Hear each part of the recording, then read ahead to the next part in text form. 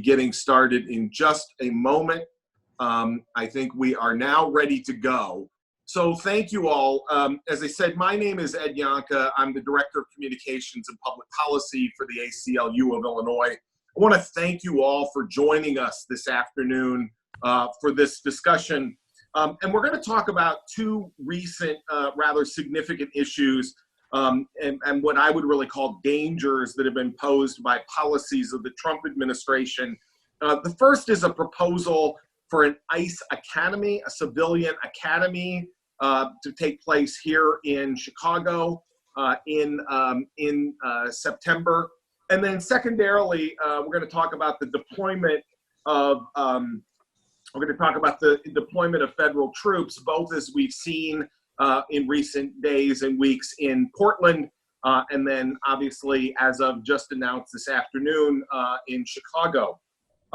We welcome your questions for this. I want to warn you, we got a lot of questions, like 70 or 75 questions in advance, which we've tried to integrate into the program.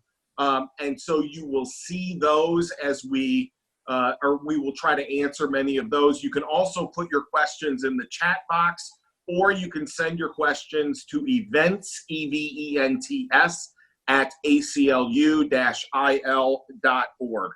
So we're joined this afternoon, as you can see, by two folks who can help us in this discussion. The first is we're glad to welcome Congressman Mike Quigley to the program. Mike Quigley is the representative in the House of Representatives for the 5th Congressional District in Illinois, which includes most of the north side of Chicago, as well as much of the western suburbs of the Chicago area as well. And Colleen Connell, who is the executive director of the ACLU, a position that she's held since 2000. And I should mention that for purposes of this discussion, one really important fact is that Congressman Quigley is a member of the Appropriations Committee. So welcome to you both. Thanks, Ed. So Congressman, I want to start out and ask you about the ICE Academy, which just so we're all on the same page, is a proposal for sort of a civilian training activity here in Chicago, where folks would be trained on, among other things, firearms familiarity and targeted arrests. And I just wonder if you can talk a little bit about the proposal and sort of, what you've done in response to it. Sure. Well, we've seen citizen academies before. The FBI has citizen academies. I think most agencies that have programs like this at least temporarily halted them during the pandemic. But this was something new, particularly now with increased sensitivities and awareness and concerns about ICE. And I will tell you, ICE has been less than transparent with the committee and with Congress about much of its activities. It's been extremely frustrating. We've had to literally force ICE to allow members to make inspections along the border, for example, because they wanted notice, they wanted you to seek permission. So it's just one example. So when we learned that they were planning this 6-week Citizens Academy with a pilot program in Chicago, it raised concerns for that alone. And then we got a letter, a copy of the letter that they were planning to send out to people to come join this academy. And in the invitation, it offered, as you suggested, courses on defense tactics, firearm instructions, and targeted arrest. It is, in our minds, a ticket to vigilantism and encouragement of such things, noticing that you're telling people who already, in my mind, that if they're interested in firearms instruction and targeted arrest, they've got an evil Barney Fife on their mind, right? They're way over their heads. This is dangerous, dangerous times. It's encouraging the worst behavior at the worst possible time. So what happened last week was that ICE falls under Homeland Security as one of the 12 bills we passed to fund the government. as you probably know, we don't fund the government by passing one budget. We pass 12 appropriation bills through committee, then the House takes them up either as a continuing resolution, overall budget, or mini buses, which we're probably going to do this time. So within Homeland Security, ICE is funded, and what we did was I was the sponsor of the amendment in committee to defund ICE's programs like this. So they just simply couldn't operate. No funds could be used to undertake such an operation. ICE reaction was, oh, well, we didn't mean anything like that, and it was a mistake. I had heard someone say that they made a mistake to include this language. You know, it's hard to believe an agency of this magnitude would make a mistake including language as targeted and dramatic and specific as this. So, we'll see. We'll have to continue to monitor it. Excuse me.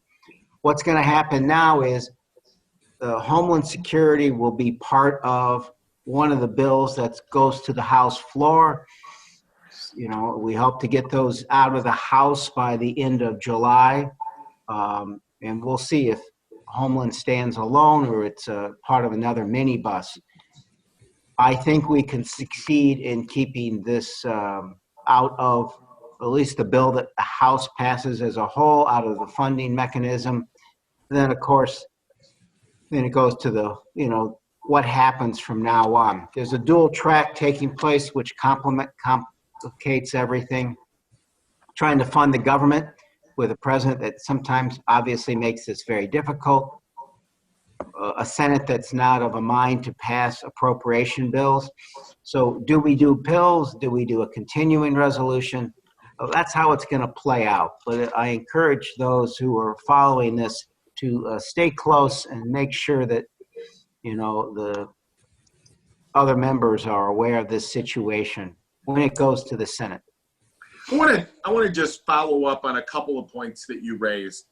So are there other kinds of specific things? ICE, as you say, has not been forthcoming with the committee. Are there other kinds of things about ICE specifically planning this kind of program that raised concerns for you when you first heard about this proposal? The fact that they didn't consult with us at all.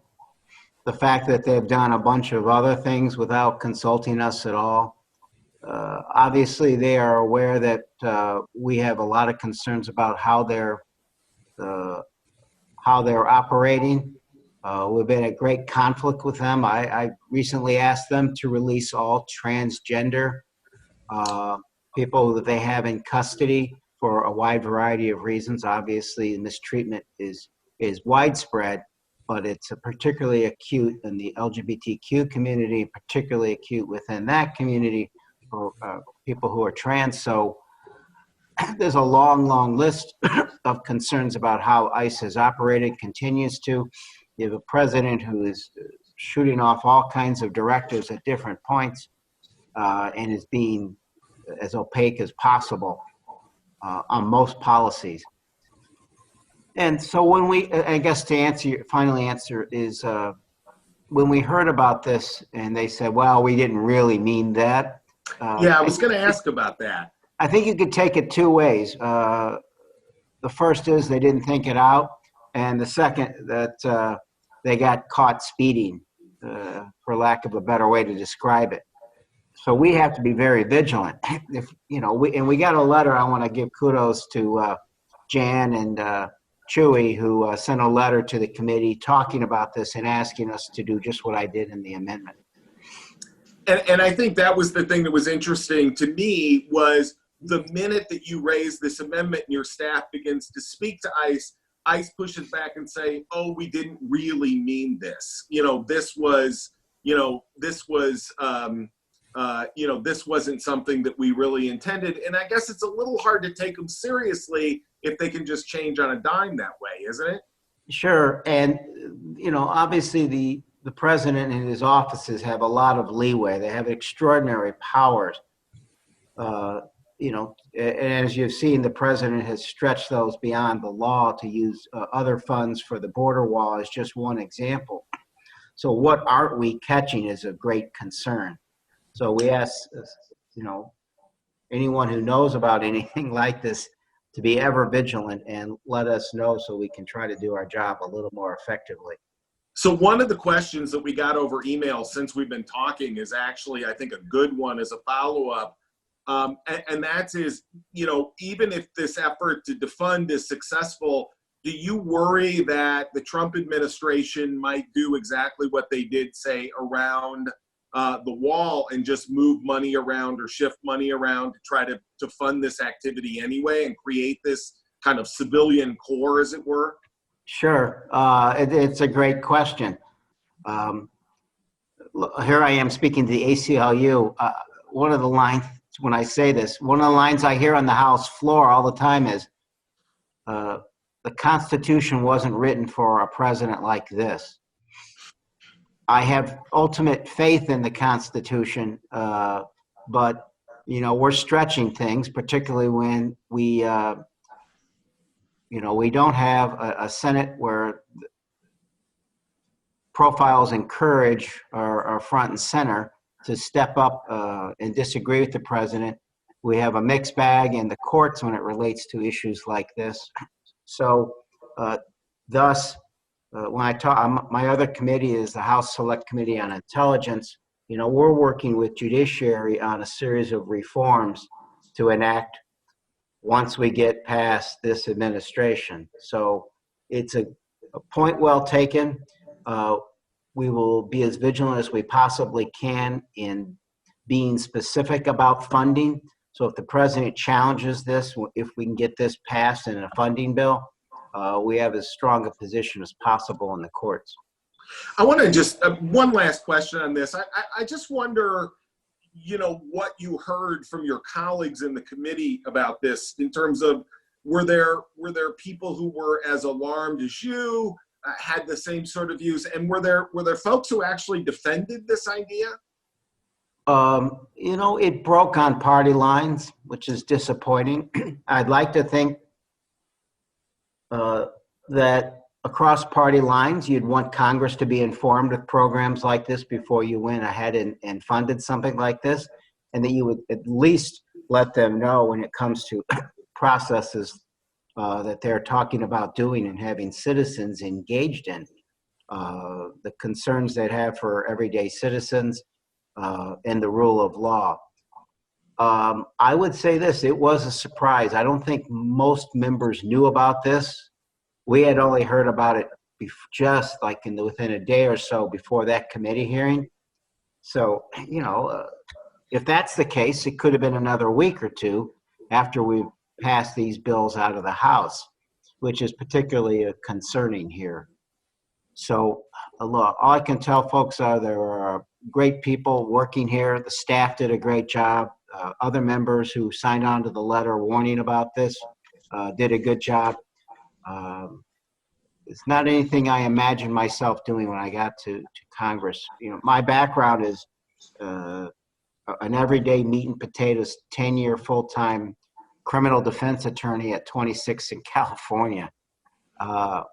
Imagining in any one time that I'd be engaged with the President of the United States on such issues. I mean, it's keeping you all busy. I mean, the president shot out the stuff about the census this week, forgetting Article 1, Section 2, or, the 14th Amendment. I just never imagined that at this point in our nation's history we'd be having these discussions. Well, I just want to say, before we move on and talk about the other issue, that Congressman, on a personal level, both you and your staff really did respond to this very quickly, and to get this amendment in place and move it was just a heroic effort, and really we all, I think, owe you a debt of gratitude for raising this in this way and making people go on the record and sort of face this issue. And kudos to ACLU. Great working with you. I'm hoping that we don't have so many issues to work on together in such a contentious fashion in the future. Well, nothing personal. Yes, I know. I understand. I'm going to warn everybody that the congressman has to go take a vote, which he explained is his constitutional responsibility, and we're going to let him do that. So at some point he's going to drop off here. But Colleen, I want to pivot over and talk about this issue of federal forces and personnel being placed in cities across the country. And I want to start and talk about, in particular, what we've seen recently in Portland with these kind of unmarked personnel. And I wonder if you could just sort of sketch out what kind of concerns the ACLU has about this sort of enforcement. Thank you, Ed. And again, thank you, Congressman Quigley, for your prompt action on the ICE academies. Ed, the ACLU of Oregon filed a lawsuit challenging the unconstitutional actions of the federal forces that were sent into Oregon to basically quell dissent. The Oregon ACLU lawsuit, contended that federal agents and the way in which they acted suppressed the First Amendment rights of protesters who were in the federal plaza protesting against police misconduct and police killing of Black people. And also that the police misconduct, the federal misconduct also violated the First Amendment rights of journalists who were covering these important protests. To make matters worse, the federal agents engaged in what is often called sort of a snatch and grab operation. They picked up journalists, they picked up protesters, blindfolded them, drove them around in unmarked government vehicles for a period of time, took them to lockups, and then released them essentially without any criminal charges being brought against them, and correctly so, because there was nothing that the federal government alleged, nor any indication that the federal forces had anywhere approaching probable cause to detain these people, and thus the actions of the federal agents not only violated the First Amendment, but also the 14th Amendment. So, Congressman, before we leave you, I've got to think that, or lose you, I've got to think that even a meat and potatoes criminal defense lawyer from 26th in California has a view about that sort of behavior. It's hard to say the word shocking anymore under this administration when it comes to such things, but I think this qualifies. It's extraordinarily disturbing. It tells you what's at stake when we're dealing with these battles right now. And I think the proper way to describe this to the public is on all issues, and including law enforcement, we've always needed cooperation between the federal government, the state and local governments, and citizens to have that input as to how, especially now in this country, of how we should govern these programs. There's nothing wrong with the cooperation. There's nothing wrong with the federal government being involved. I mean, they're involved in high-profile criminal prosecutions of illegal gun trafficking, for example, which we want them to do, obviously. But that's communication, cooperation, not blindly coming in there where the local police and elected officials and citizens don't even know who's there, what they're doing. It's inherently unconstitutional, the actions that we have read about, but from a practical point of view, not particularly effective, only going to raise distrust, anger, and justifiable anger toward these actions. It moves us in the wrong direction in just so many ways, and makes further cooperation that's important a bit more difficult. So it's maddeningly frustrating. There are issues that we have to work on that are really clear, obviously, here in Chicago, to keep everyone safe. But this is the antithesis of that. It's very hard to watch. But again, we appreciate your efforts and the local in ACLU in Oregon for their efforts. We will stay vigilant on this, stay in communication, no matter what happens, and work with our other local elected officials at the same time. Colleen, one of the questions that we got most often in advance was how it is that federal forces could be sent in this way into a location where the local administration, the local governments didn't want them there. Do you have a view on that, or some information on that, or something you could share? Yes, I do. And this is where I'm going to go sort of all lawyerly and nerdy on people. In some ways, the legal answer depends, is it depends. But one of the very problematic things about the situation in Oregon was that the federal forces seem to be taking over, basic or trying to take over basic policing functions without the support and cooperation of local authorities. And the federal Constitution, as the Congressman was alluding, does not give the federal government general police powers to enforce state laws.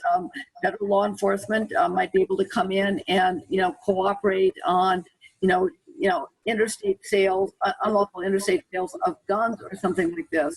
But this seemed to be a very broad assertion of federal authority that unfortunately and unconstitutionally seemed directed at, and in fact did suppress the speech and press coverage of very important press activities in violation of the First Amendment.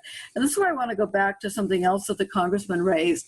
One of the things that is most disturbing about the situation in Oregon is that the federal agents there were wearing unmarked uniforms that did not identify either the agency for whom the agent worked, nor the agent by name, and that the government vehicles were unmarked vehicles that again did not identify the agency.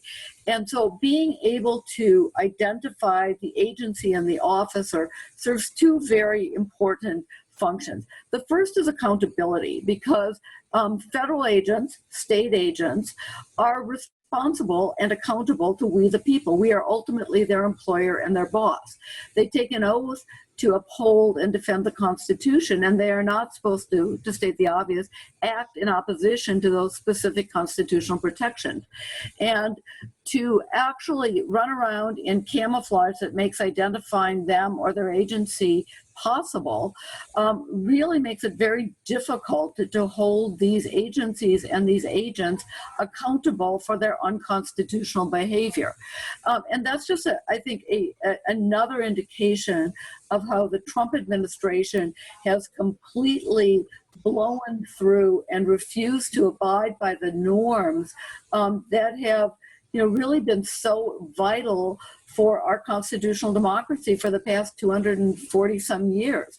And just again, to echo the Congressman, in some ways it seems like, the Constitution was not designed for somebody who does not take a good faith approach to his oath of office and the specific directives of the Constitution. And I think that is what's so totally problematic about what happened in Oregon, but also seen in the broader context of a president who has consistently treated dissent as something to be quashed, and who again, authorized the use of excessive force, including chemical agents, against demonstrators in D.C., just so he could walk a block or two for a photo op. So, Colleen, can I add one more thing before I scoot? Please, yes. I want to add something as well to what I said and what Colleen has mentioned. I always felt that in this business, you have to appeal to people's hearts and their brains. A lot of what we just talked about appeals to both, but if we're trying to message to a broader audience as well, just remind them that such actions are incredibly dangerous, right? What do people think that they're seeing in this situation from someone acting anonymously in law enforcement creates a whole slew of dangers in situations in which, especially if what appears to have happened, and there's no communication with local law enforcement. So I think it's important when we message to the public why this matters and seek change, that we remind them of all the reasons why this doesn't help the situation. It hurts us pretty dramatically. Thank you so much for having me on. Thank you. Thank you, Congressman. Have a good Right. afternoon. Thanks for your great work. Stay close, but not too close. Thank you. All right. Take care. So, Colleen, let me go back. Let me then go back. You and the Congressman both have made this reference to an administration that doesn't abide by the rule of law. So does that make you leery about whatever promises are being made this afternoon about the folks coming to Chicago? Does that make you leery about that activity? Very. So what should people be looking for? What should they do? What is it that we're, because this was a lot of the questions we got, is sort of what should people be mindful of as we move forward? That's a really difficult question to answer, Ed, because the universe of bad things that could happen is pretty broad here. And so I think that I'm going to take my lawyer hat off and put my human hat on for a moment and really say to people, be safe. Be safe for yourself, be safe for your buddy or your family member who's with you. If you see signs of a deteriorating, situation, get out and call the ACLU. Get out first and call the ACLU second. You can reach us through, our website. You can, leave a voicemail, on our phone, but really truly be safe, because just to go back on one of the things that the Congressman said, if you have multiple, law enforcement agencies operating in a single area and they don't know what the other is doing, it might not be safe for anybody. This is one of the, the issue of safety was one of the issues that we raised a couple of weeks ago with respect to or I guess only a week ago, with respect to the protests at Grant Park. Even in a situation in which, one or more persons are acting out or even acting unlawfully, that does not justify, either legally or ethically, the police responding with excessive force to everybody who's in the vicinity, whether it's responding by use of chemical agents, whether it's responding by aggressive physical tactics. And so, my first thing to everyone is be safe. And if you see activity that raises questions for you about whether speech is being, precluded, whether people are being prevented from speaking out about injustice, whether they're being prevented in speaking out about, any matter of public discourse, really, quite frankly, let us know. I think one thing, I guess, maybe as we move towards closing, first of all, I one question that's just come in. Colleen, if people want to contact the ACLU, what's the best way to do that? By email. And that email is? You can just go to our website, and Ed, I'm going to ask you to, since the website's in your portfolio, I'm going to ask you to give but just Google or search for ACLU of Illinois, and you'll get our website, and you can find on there's a contact us button. Just go there and contact us. Great. I also want to just ask you if we could, we've been through this extraordinary period of time with protests and things happening. What are how do you think about the importance of protest, the importance of speech in a moment like this? What do you, how do you define, you're talking about making sure that people can do that without being interrupted and et cetera. Why is that so critical? Well, there's a reason that the protection of freedom of speech and freedom of assembly and freedom of press are in the First Amendment. And it's because those rights are so vital to the preservation and the nurturance of our democracy.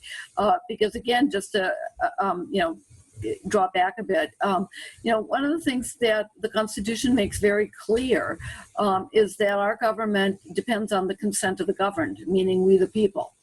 And it is hugely important in a democracy that people have the protected right to speak out, particularly when they're speaking out about government policies, government practices, or unjust laws and unjust practices. And it's critically important, again, to state the obvious, that we protect journalists' rights to cover that speech and to disseminate more broadly to people who aren't present at that protest or aren't present in that speaking engagement, the nature of that speech. And I think that that is one of the reasons that the Trump administration has pushed back so vehemently against the protests, particularly the protests in support of Black Lives Matter and combating racism and anti-Black racism. I think the Trump administration sees that speech as, broad speech by millions of people who oppose what they see happening under Trump in his efforts, I think, to appeal to white nationalists and white supremacists. And I think that that larger context is what makes so many of us apprehensive about bringing federal forces into the city of Chicago, particularly based on the targeted way the federal forces in Oregon went after Black Lives Matter protesters and journalists who were covering those protests. And in closing, let me say two things. First of all, the email address is ACLU of Illinois at ACLU-IL.org. And so if you need to contact us, you can do that.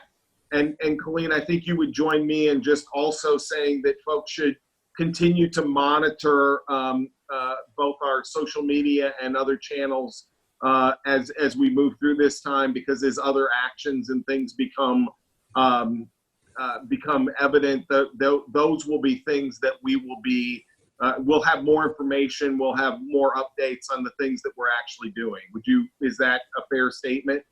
That is absolutely a fair statement. And I also want to ask people to continue to send those letters of support to our members of Congress, our U.S. senators, our state legislators, our local governmental officials who actually do the right thing and who stand up for the Constitution and who stand with those who are protesting in opposition to racism. Because I think it's, again, really important that people express their support for people doing the right thing and not just opposition to bad behavior. I think it's critically important that we continue to, as Americans, voice our opinions in as many different fora as we possibly can.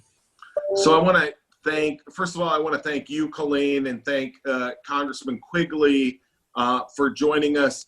I just want to say thank you to everybody who participated. I apologize for not being able to get to all of your questions. As I said, we had over 400 people who signed up for this, and we had nearly 100 questions by the time we were done. It was impossible to get to all of them in the time we could do that.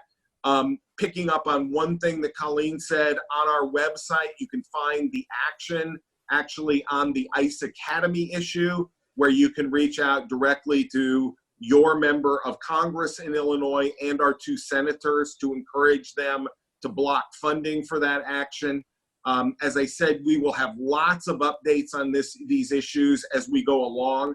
I want to thank you for joining us today. And I really, really want to thank my colleagues, Emily Scott, Kayla Flanagan, Luis Gomez, and Jay Bach, who helped make sure that all of this got together. And again, just one last time, a huge thank you to both Colleen and to Congressman Quigley for taking the time out of very busy schedules to join us and do this today. As events warrant, we will be back and we will be doing this more often.